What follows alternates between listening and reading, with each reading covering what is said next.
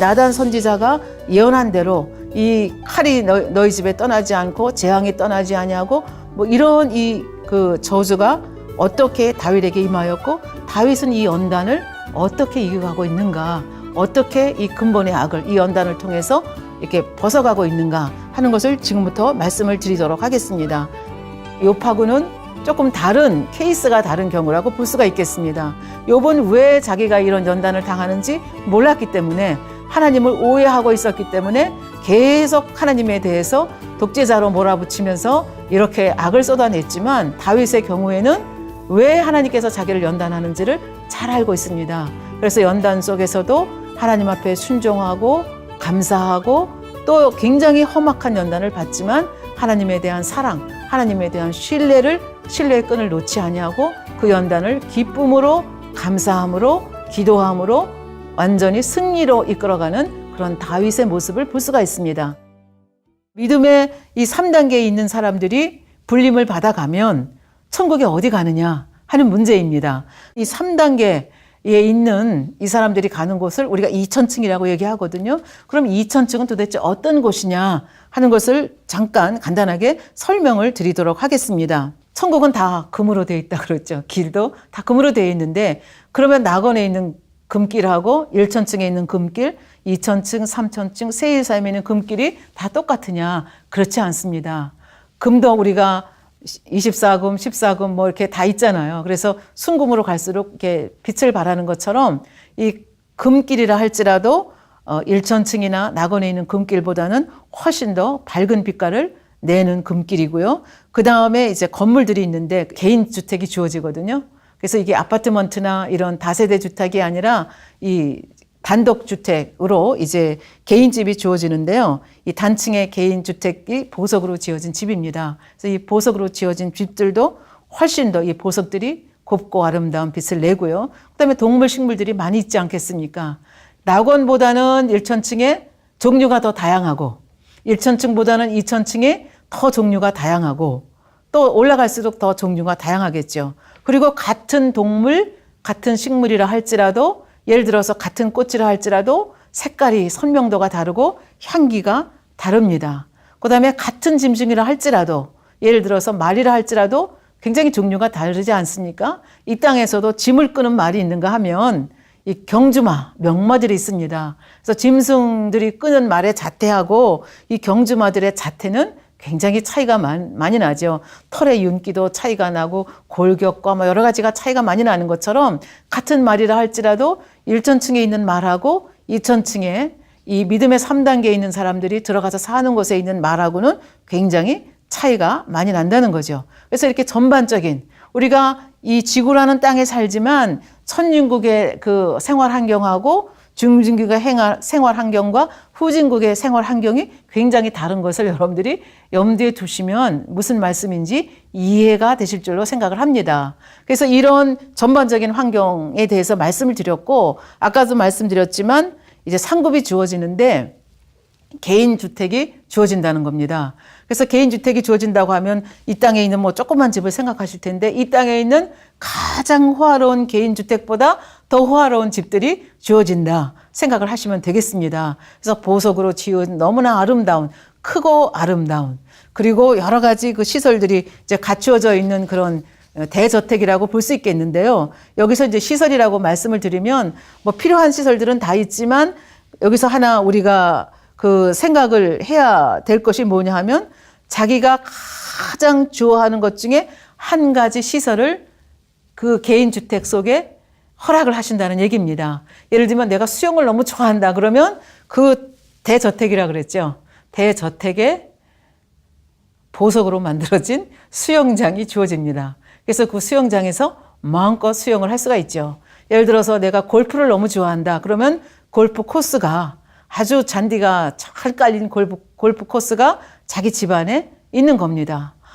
나는 이게 음악 그 땅이 하나가 있었으면 좋겠다 그러면 음악할 수 있는 음악 땅이 주어집니다.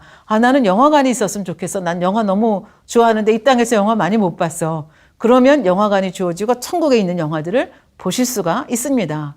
나는 춤을 좋아한다. 그러면 춤을 마음껏 쓸 수 있는 그런 무도관이 주어진다는 얘기가 되겠습니다. 그런데 여기서는 딱 자기가 좋아하는 것, 생활하는데 불편함이 없는 이 보편적인 시설들은 다 주어지고 이런 특정한 시설들이 하나씩 주어진다는 얘기가 되겠습니다. 그러니까 천국에는 뭐 시기하고 질투하는 것도 없고 또 서로 양보하고 서로 돕는 그런 곳이 천국이기 때문에 나는 수영장을 가지고 있지만 골프 치고 싶다 그러면 골프가 시설이 있는 집에 가서 골프 치면 되겠죠. 그리고 그 사람은 우리 집에 와서 수영하면 되겠죠. 왜? 서로 양보하고 서로 이렇게 즐기는 곳이기 때문에 아무런 불편함이 없습니다. 그러니까 굉장히 좋은, 이 땅에 있는 호화주택보다 최고로 좋은 호화주택보다 더 아름다운 곳에서 이렇게 아름다운 삶을 살 수 있으니 얼마나 좋겠습니까? 그러나 또 하나 특이한 것은 이 2000층에 있는 집에는 문패가 다 붙어 있다는 사실입니다. 그래서 이 문패가 붙어 있고 특별히 하나님의 사랑을 받는 교회에서 온 성도들의 그 집에는 예를 들어서 만민중앙교회 그러면 만민중앙교회 권사아무개 이렇게 붙어 있다는 얘기가 되겠습니다. 마치 요한계시록에 나오는 빌라델피아 교회가 하나님께 영광 돌려서 크게 칭찬을 받았죠. 그러니까 그렇게 칭찬받는 교회의 성도들이 천국 2000층에 왔을 때 그 집에 문패가 어느 교회 출신 누구 이렇게 붙어 있는 것이 굉장히 특이하다 볼 수가 있겠습니다. 그리고 역시 면류관이 주어지죠. 낙원에는 면류관이 없다 그랬죠. 한 것이 아무것도 없기 때문에. 그런데 이제 2000층에 오면 영광의 면류관이 주어집니다. 그래서 왜 영광의 면류관이 주어지느냐? 하나님께 영광을 돌렸기 때문에 영광의 면류관이 주어집니다. 베드로전서 5장 2절부터 4절에 보면 이런 말씀이 있습니다.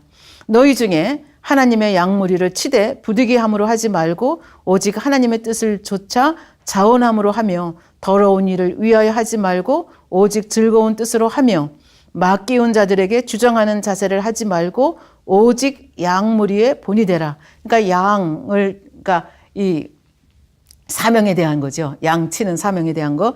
그리하면 목자장이 나타나실 때, 목자장은 그리스도, 주 그리스도시잖아요. 우리 주님이 나타나실 때 시들지 않는 영광의 면류관을 얻으리라. 그렇게 말씀하셨습니다. 믿음의 2단계는 행하려고 노력한다 그랬잖아요. 그러니까 혈기를 안 내려고 하지만 때를 따라서 혈기를 내기도 하지만 믿음의 3단계에 가면 더 이상 혈기를 안 냅니다. 그러니까 온유한 사람이 되는 거죠. 그리고 욕을 잘하던 사람이 욕을 안 하고 고운 말을 하게 되죠. 그러니까 사람들이 볼 때 저 사람은 혈기를 내던 사람인데 어떻게 저렇게 혈기가 다 없어졌어? 저 사람은 욕을 무지무지 하더니 어떻게 저렇게 고운 말만 써? 이렇게 하면서 사람들이 그 사람을 보면서 저 사람 예수 그리스도를 믿더니 달라졌네. 그러니까 이 사람을 보면서 누구께 영광을 돌리는 거예요? 아버지 하나님께, 주 예수 그리스도께 영광을 돌리잖아요. 그러니까 영광의 면류관이 주어지는 거예요. 더 나아가 이제 믿음의 반석을 지나고 나면 세상의 기준으로 보면 이런 사람들 없지 않습니까? 굉장히 흔치 않죠. 이 마음에 있는 죄성까지라도 다 버리고 그 다음에 내 근본의 악이 무엇인가를 발견해서 버리려고 하는 이런 사람들한테서 세상 사람이 봤을 때는 정말 너희는 세상의 빛이요 너희는 세상의 소금이라 이런 칭찬을 들을 수밖에 없죠. 그러니까 이런 면에서 또 하나님께 영광을 돌리게 되는 거죠. 더 나아가서 지난번에 말씀을 드렸죠. 이렇게 그 기관장이나 구역장이나 이렇게 해서 양을 이렇게 관리할 수 있는 이런 사람이 되려면 적어도 믿음의 3단계 이상은 돼야 된다. 왜 그러냐? 아기가 아기를 이렇게 돌볼 수 없으니까 적어도 믿음의 3단계 이상에 들어서게 되면 더 정확하게 말하면 믿음의 반석 이상 들어서게 되면 청년의 신앙을 가지게 되면 이 양들을 잘 갈무리해서 이렇게 이제 1단계 지나서 2단계 지나서 3단계로 이렇게 올라올 수 있도록 양떼를 갈무리할 수 있다. 그렇게 말씀을 드렸습니다. 그래서 이렇게 사명을 감당하고 나면 그 사명을 감당한 것에 대한 상급이 주어지는데 그 상급이 뭐예요? 영광의 면류관입니다. 근데 내가 양떼를 갈무리한 것에 대한 대가만, 상급만 주어지는 것이 아니라 예를 들어서 내가 어떤 분을 전도를 했는데 그분이 믿음 안에서 쑥쑥 자라서 1단계, 2단계, 3단계를 지나서 영을 지나서 온영이 됐다. 세루살렘에 들어갔다. 그러면 이 사람도 영광이지만 이 사람을 전도해서 이렇게 교회로 인도한 나도 이 사람이 천국의 새 예루살렘에 들어간 것으로 인하여서 상급이 많아진다는 얘기가 됩니다. 그러니까 이런저런 이유로 인해서 사람들에게 그리스도의 향기를 전하게 되고, 아, 예수 그리스도를 믿으면 사람이 저렇게 아름답게 변화되나 봐. 그러면서 영광을 돌리게 되고 더 많은 영혼들을 구원해서 아버지 나라를 확장하는데 큰 기여를 했기 때문에 그것을 인정하셔서 이렇게 영광의 면류관을 씌워 주신다는 얘기가 되겠습니다. 그럼에도 불구하고 이 2000층에 들어간 사람들에게는 아쉬움이 남죠. 왜 그렇습니까? 3000층에 있는 사람, 새 예루살렘에 사는 사람의 집이 너무 근사해서 그렇습니까? 그렇지 않습니다. 천국에서는 시기 질투라는 것이 없기 때문에 그분들이 좋은 주택을 가지고 좋은 것을 누리고 살면 그것을 기뻐합니다. 그러나 아쉬워하는 것이 뭐냐 하면 아버지 하나님께서 그처럼 나를 사랑하셨고 주님께서 나를 위해서 생명까지 주셨고 나를 지도하시는 내 목자님께서 내 목자님께서 주의 종이 나를 그토록 사랑해서 나를 인도하기를 천국 좋은 곳으로 인도하기를 원했는데 결국은 마음의 할례를 온전히 못해서 아버지께서 그렇게 원하시는 새 예루살렘을 못 들어간 것, 그 더 좋은 천국, 성결을 이루지 못한 것에 대한 아쉬움이 남는 거죠. 아버지 앞에 섰을 때, 주님 앞에 섰을 때, 목자 앞에 섰을 때 너무 민망해서 그래서 아쉬운 것이 남는다 하는 얘기가 되겠습니다. 그래서 이 믿음의 3단계에 있는 사람이 천국으로 이제 영혼이 떠나갔을 때 그리고 나중에 부활했을 때 누리는 이 축복에 대해서 천상의 축복에 대해서 여러분에게 말씀을 드렸습니다. 그러면 어떤 사람이 구체적으로 2000층에 들어갔는가 하는 것을 마지막으로 설명하고 말씀을 마치도록 하겠습니다. 성경상의 인물로는 2000층에 들어가신 분에 대해서 정확하게 이렇게 설명되어 있으신 분이 없기 때문에 성경에 있는 분이 아니라 저희 교회에 계시다가 소천하신 한 분을 여러분께 소개를 해 드리도록 하겠습니다. 이분은 저희 교회 기도제물이라는 단체가 있는데요. 이 기도제물은 온전히 하나님께 기도로 바쳐진 제물들입니다. 하나님의 나라를 위해서 교회와 목자를 위해서 밤낮으로 기도하시는 분을 이제 기도 제물이라고 하는데요. 이 기도 제물에 1번인 분이 계셨습니다. 이 1번인 권사님이 계셨는데 이분은 교회를 개척하기 전에도 저희 당회장님과 함께 하셨고 교회를 개척한 후에도 돌아가실 때까지 오로지 교회와 또 하나님의 나라와 또 당회장님을 위해서 기도를 무지하게 많이 쌓으신 분입니다. 그래서 이분이 돌아가셨을 때 이분이 받을 상급에 대해서 처소에 대해서 말씀해 주셨는데 이분이 들어가시는 처소가 바로 2000층이고 상급은 2000층에 들어간 사람들 중에 앞으로 이제 하나님께서는 다 아시니까 이만큼 상급을 많이 받은 분이 없다. 이렇게 말씀을 해 주셨다고 합니다. 그러면 왜 이 권사님이 상급이 2000층에서 제일 많은가? 왜 이분은 그렇게 목자를 사랑하고 그렇게 기도를 많이 했는데 왜 2000층에서 끝났는가? 이 두 가지를 설명을 해드리도록 하겠습니다. 우선 제일 첫 번째는 왜 상급이 2000층에서 제일 많은가에 대해서 이렇게 세 가지로 설명을 해주셨다고 합니다. 제일 첫 번째는 이분이 기도 제물로서 무수한 세월 동안 교회 개척 전부터 같이 기도하셨고 교회 개척한 다음부터 소천하시는 그날까지 오로지 하나님의 나라와 교회와 목자를 위해서 쉬지 않고 기도를 하셨기 때문에 이 기도한 것이 많이 쌓였다는 얘기죠. 그래서 이분은 가정적으로 보면 세상적으로 보면 낙이 없으셨다고 합니다. 그러니까 오로지 낙이 있다고 하면 기도하는 것입니다. 그래서 하나님 앞에 늘 기도하셨고 또 목자께로부터 은혜를 많이 받았는데 당회장님 이재롱 목사님으로부터 많이 받았는데 그 은혜를 갚을 길은 자기가 재물이 있는 것도 아니고 무슨 달란트가 있는 것도 아니고 어찌 은혜를 갚을까 생각을 하다가 이 은혜를 갚을 수 있는 자기로서 자기 처지로서 은혜를 갚을 수 있는 유일한 길은 기도밖에 없다. 그렇게 생각하시고 하나님 앞에 무수한 기도를 하나님의 나라를 위해서 목자를 위해서 바치셨다는 얘기입니다. 그래서 하나님께서 이 기도를 받으셨기 때문에 그와 같이 상급이 많다는 얘기입니다. 두 번째 상급이 제일로 많은 이유는 상급이 거의 깎이지 않았기 때문에 그렇다 말씀하셨습니다. 그럼 상급도 깎이느냐? 깎입니다. 여러분 이렇게 한번 생각해 보시면 어떻습니까? 우리가 은행에 통장을 만들어서 저금을 합니다. 10만 원, 20만 원, 30만 원, 100만 원, 1000만 원 저금을 해서 굉장히 많은 액수가 모였습니다. 또 어떤 일이 생겨서 1000만 원 뺐습니다. 100만 원 뺐습니다. 200만 원 뺐습니다. 그러면 과거에 저금을 많이 했지만 어떻게 해요? 많이 뺐기 때문에 잔액은 얼마 남지 않지 않았습니까? 똑같은 일이 상급 쌓는 일에도 벌어진다는 얘기죠. 그러면 기도 많이 하면 상급을 많이 쌓는데 하나님 나라에 충성하면 상급을 많이 쌓는데 어떨 때 상급이 깎이느냐 하는 것입니다. 하나님 일 실컷 해놓고도 원망하고 불평할 때, 하나님 일 실컷 하면서도 화목함을 이루지 못할 때 계속 마이너스가 된다는 거죠. 그래서 어떤 사람은 하나님 앞에 열심히 충성하고 열심히 기도한 것 같은데 입으로 다 깎는 거죠. 불평하고 원망하고 사람들하고 화평을 이루지 못해서 깎여가지고 상급이 이만큼 있어야 되는데 요만큼으로 끝나는 경우가 있는데 이 권사님의 경우는 쌓은 상급을 깎인 것이 거의 없기 때문에 상급이 제일로 많다. 이렇게 말씀을 하셨고요. 또 하나는 특별한 이유가 있으시다고 합니다.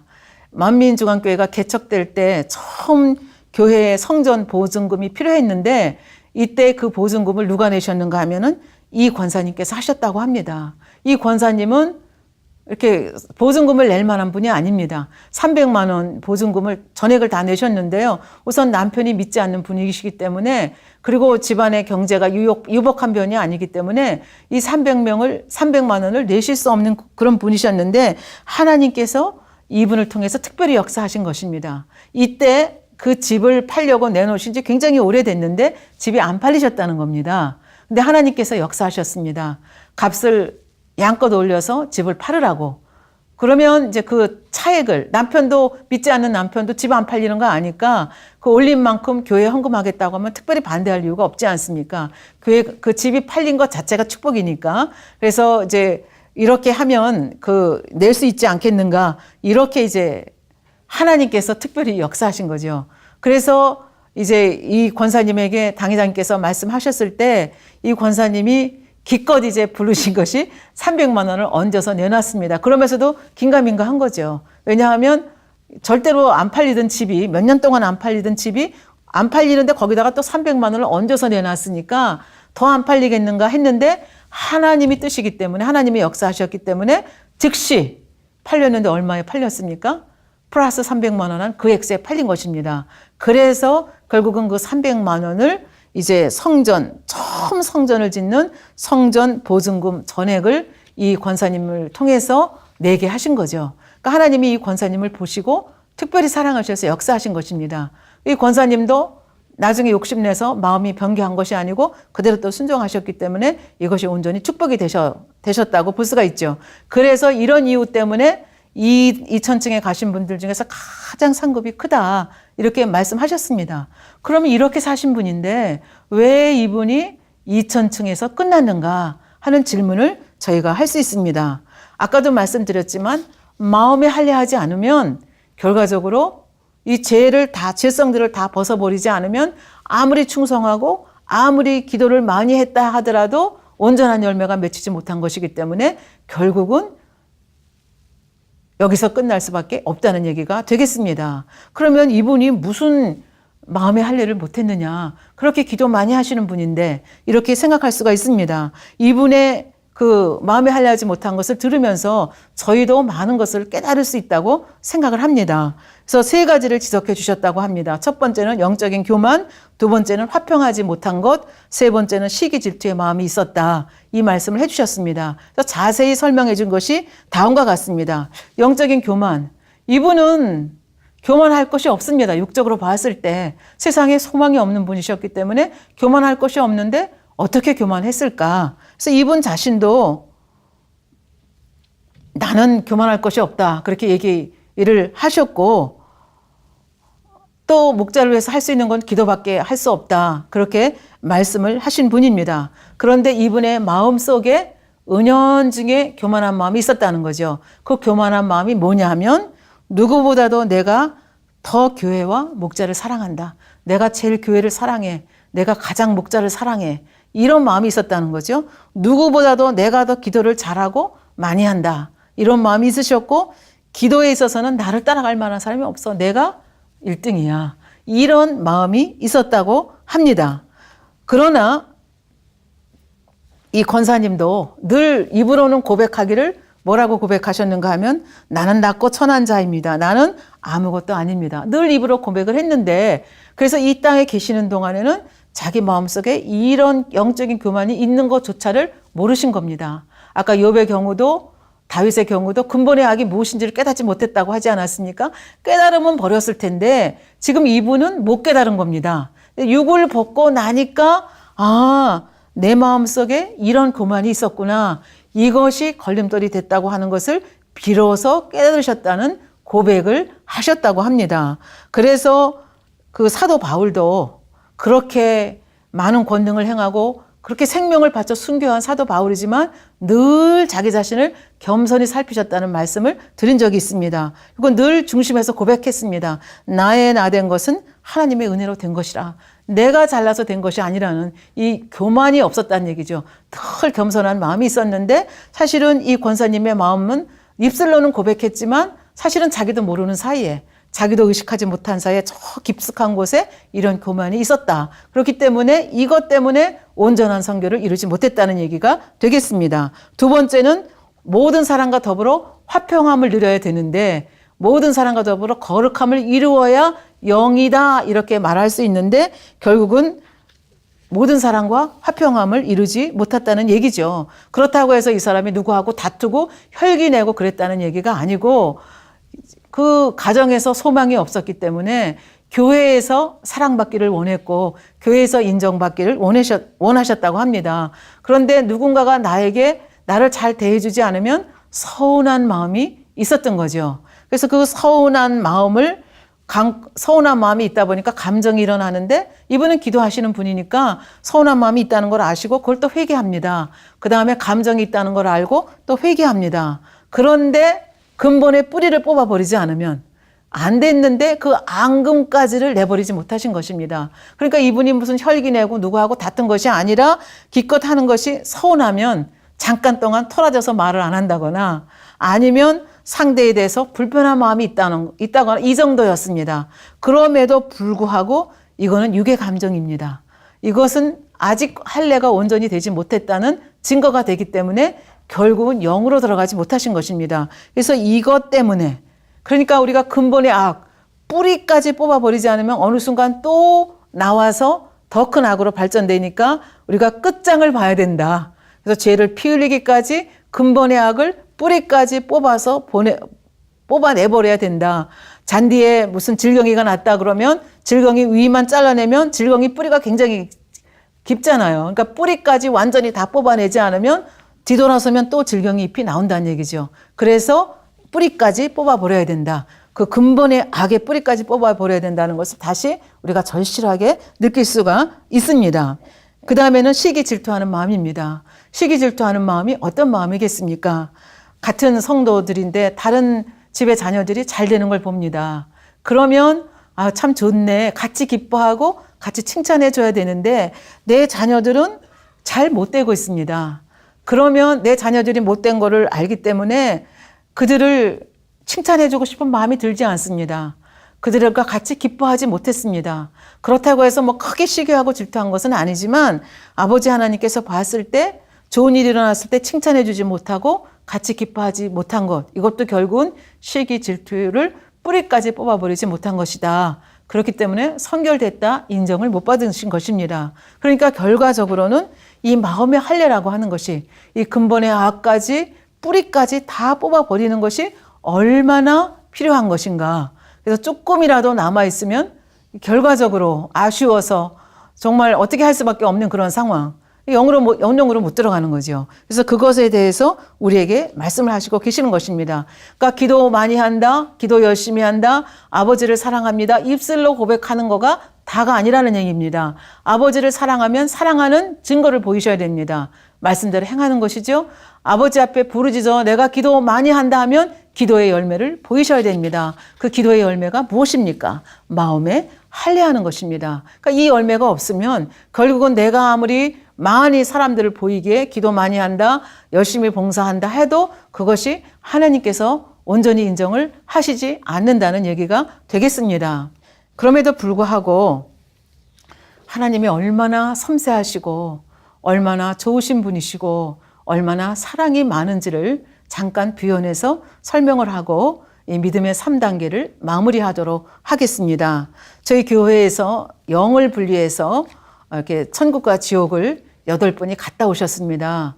그 중에 이제 이 2000층에 갔다 오신 분들이 이희진 목사님이 전체를 총괄하시면서 2000층에 갔다 오셨고 또 김수정 목사님이 갔다 오셨는데 그분이 이 권사님 댁을 보고 와서 느낀 것을 본 것을 눈으로 본 것을 저희들에게 간증을 해 주셨습니다. 그래서 이희진 목사님이 간증하신 것 중에 무슨 말씀이 있었는가 하면 그 2000층에 굉장히 이 권사님의 집이 큰데 그 2000층 본인 집 앞에 문패처럼 글귀가 쓰여져 있다는 거예요. 근데 그 문패처럼 쓰여진 2000층에 문패가 있다 그랬잖아요. 근데 그 문패처럼 쓰여진 글귀가 뭐냐 하면 사랑하는 목자님을 늘 뵙고자 하며 그리워하는 딸 누구누구 이렇게 써 있다는 거예요. 그러니까 하나님이 얼마나 섬세하게 이 권사님의 마음을 알아서 그 문패 옆에 이렇게 써놓게 하셨는가 하나님의 사랑을 느낄 수가 있죠. 그런가 하면 김수정 목사님께서는 이 권사님의 집을 봤는데 이 권사님 집이 너무 크고 굉장히 방이 많이 있는데 방마다 이 기도의 뭐라 그러죠? 기도의 향로가 있었다는 거예요. 왜냐하면 하나님께서 이분이 기도로 사신 것을 너무 기뻐하셔서 예를 들어서 각 방마다 기도의 향로가 하나씩 있는데 목자님께서 예를 들어서 뭐 우간다 성에 갔다. 그럼 우간다 성에 가신 것을 놓고 기도를 많이 했잖아요. 그거를 기념한 기도의 향로. 그 다음에 파키스탄에 가서 성회했다. 그러면 또 파키스탄 성회를 놓고 기도하신 그 기도의 향로. 그래서 목자님께서 그 큰 일을 이룰 때마다 기도한 것을 귀하게 여기셔서 큰 방을 많이 마련해 주셨고 방마다 기도의 향로를 놓아 주셨다고 하는 얘기입니다. 근데 여기서 더 하나님이 얼마나 자상하시고 좋으신 분인지 하는 것을 느낄 수 있는 장면이 하나가 있는데요. 집 앞에 매우 큰 규모의 기도의 방을 아주 큰 규모, 그러니까 거기서 춤추고 뭐 엄청나게 무도회장만큼 큰 기도의 방인데 거기 중앙에 황금실로 수놓은 방석이 있고 그 앞쪽에 이렇게 큰 창문이 있는데 그 창문이 통유리처럼 되어 있는데 이 창문이 요술을 부리는 겁니다. 무슨 요술을 부리는가 하면 어느 때가 되면 그 창문이 완전히 스크린이 돼가지고 새 예루살렘의 목자의 성에서 무슨 일이 일어나고 있는지를 텔레비전에서 방영하듯이 다 방영을 해준다는 얘기입니다. 왜 그렇게 했습니까? 너무나 가고 싶었던 새 예루살렘, 너무나 그리워하는 목자님, 그 성에서 연회가 있고 행사가 있을 때 얼마나 가고 싶겠습니까? 그러나 초청받을 때도 있지만 매번 초청받지 못하지 않습니까? 그러나 그곳에서 무슨 일이 일어나고 있는지 너무나 궁금해하는 이 권사님을 위해서 하나님께서 이렇게 특별한 스크린 장치를 이용해서 목자의 성을 직접 보게 하시고 항상 보는 건 아니지만 무슨 행사가 있다든지 연회가 있을 때 그것을 앉아서 보면서 같이 기뻐하고 즐거워할 수 있도록 이렇게 해 주셨다는 이야기입니다. 하나님의 사랑이 비록 새 예루살렘까지 가지 못하셨지만 이 권사님의 마음을 읽어서 이렇게 자상하게 세심하게 배려해 주시는 이 좋으신 하나님의 사랑을 다시 한번 느낄 수 있겠습니다. 그래서 지금까지 믿음의 3단계에 대해서 여러분에게 말씀을 드렸습니다. 하나님은 사랑이십니다. 하나님은 선이십니다. 하나님은 최고의 것을 우리에게 주시기 원하십니다. 그러나 하나님은 동시에 사랑의 하나님인 동시에 공의의 하나님이시기 때문에 아무나 데려다가 새 예루살렘에 들이시고 그 사람에게 최고의 것을 주실 수가 없습니다. 거기에 맞게 그릇을 만들어야 되고 자격을 만들어야 됩니다. 그래서 우리에게 믿음의 1단계, 2단계, 3단계, 4단계, 5단계에 대해서 자세히 알려주시고 모든 사람들이 시청자 여러분 모든 분들이 이 말씀을 아는 모든 사람들이 열심히 마음에 할례해서 죄를 버리고 악을 버리고 성령의 열매를 가득가득 많이 맺혀서 하나님께서 최고의 정성을 들여서 마련해 놓으신 그 새 예루살렘에 들어오기를 원하시는 하나님의 사랑인 것을 말씀을 드리겠습니다. 예, 믿음의 3단계에 대해서는 여기까지 말씀을 드리고 3단계에 대한 대단원의 막을 내리도록 하겠습니다. 감사합니다.